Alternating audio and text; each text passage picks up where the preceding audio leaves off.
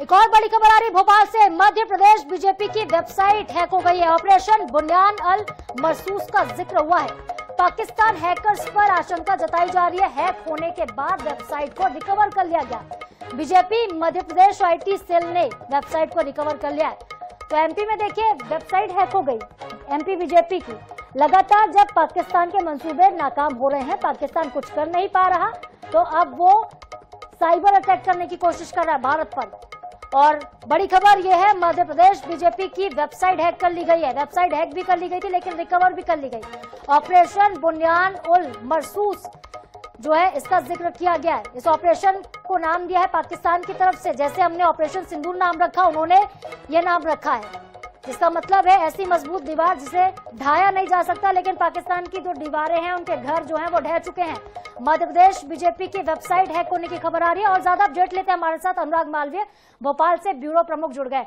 अनुराग, MP BJP की website hack करने की खबरें आ रही हैं और अब ये पाकिस्तान की एक और नापाक करतूत, डिजिटल तरीके से वो परेशान करना चाह रहे हैं भारत को।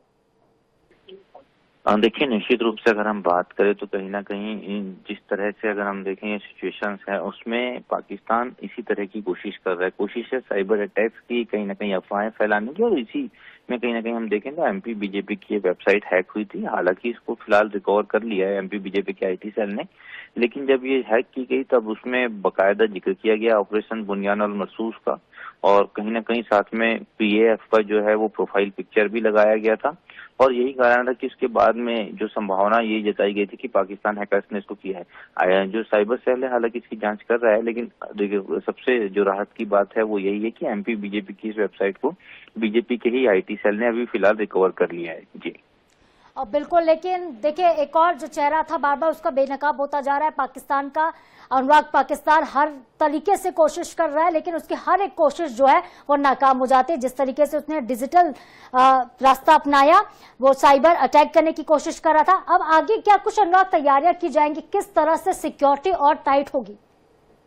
देखिए, बहुत महत्वपूर्ण बात है और शायद यही कारण है कि 2 से 3 ऐसे घटनाक्रमों के बाद खुद आज बीजेपी के जो राष्ट्रीय अध्यक्ष हैं जेपी नड्डा, उन्होंने कहीं ना कहीं डिसेंट्रलाइज करके एक बड़ी बैठक रखी है। भाजपा सांसदों की बैठक आज रात को 8:30 बजे कॉन्फ्रेंसिंग के जरिए होगी और यही बताया जाएगा कि ऑर्गेनाइजेशन लेवल पर भी कितना सजग रहने की जरूरत है।